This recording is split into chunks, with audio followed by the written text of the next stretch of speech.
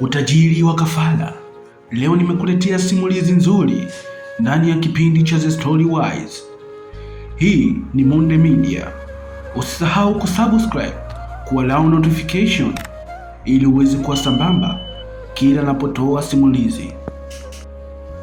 Hapo zamani za kale, katika mji mkubwa wenye hadhi ulioitwa mji wa Kasongo, aliishi tajiri mmoja aitwaye Bwana Majivuno. Alikuwa ni mtu maarufu sana, mwenye majumba makubwa, magari ya kifahari na mashamba yasiyo na mwisho. Watu walimwogopa na kumheshimu, lakini hakuna aliyesubutu kumuuliza ni wapi alipotoa utajiri wake. Kwa siri, utajiri wake haukutokana na juhudi wala biashara halali. Bwana Majivuno alikuwa ni mshirika wa pepo wabaya waliompa mali nyingi kwa masharti magumu. Kila baada ya miezi mitatu alitakiwa kutoa kafara ya binadamu kutoka kijijini, la sivyo angepoteza kila kitu na yeye mwenyewe angekufa kwa mateso makali mno. Watu wa kijiji cha Yombo kilichokuwa karibu na mji anaoishi tajiri huyo walihisi kila mara watoto wao na vijana wao wakipotea bila maelezo. Kila baada ya miezi mitatu familia moja ingeomboleza, lakini hakuna aliyeweza kumshuku Bwana Majivuno. Bwana Majivuno alijifanya kuwa mkarimu, akiwapa misaada ya chakula na kifedha. Siku moja, kijana shujaa aitwaye Patrick, ambaye alikuwa ni mwerevu na jasiri, aligundua siri ya tajiri huyo. Alimsikia mmoja wa watumishi wa Bwana Majivuno akizungumza kwa siri kuhusu kafara ijayo ambayo ingeweza kutolewa siku chache zijazo.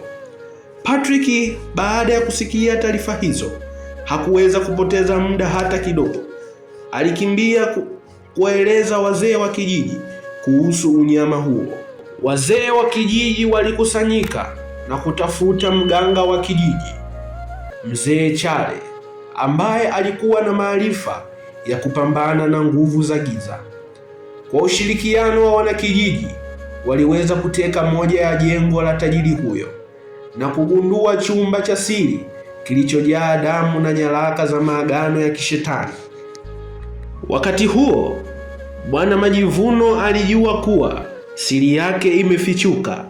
Alijaribu kutoroka, lakini ghafla upepo mkali ulivuma na giza likatanda. Sauti nzito ikasikika ikisema, "Umekosa. Umewasaliti mabwana wako.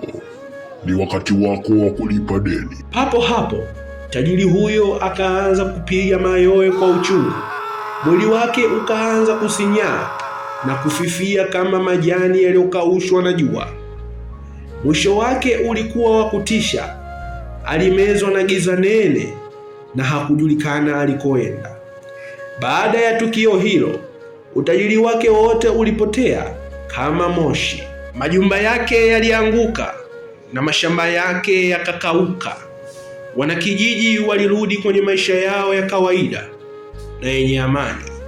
Walijifunza somo kuwa mali za kishetani haziwezi kudumu milele. Huu ni mwisho wa simulizi hii. Usisahau kusubscribe kwa vigongo vingine vya simulizi kali kutoka ndani ya Monde Media. Nikutakie Ramadhan Kareem.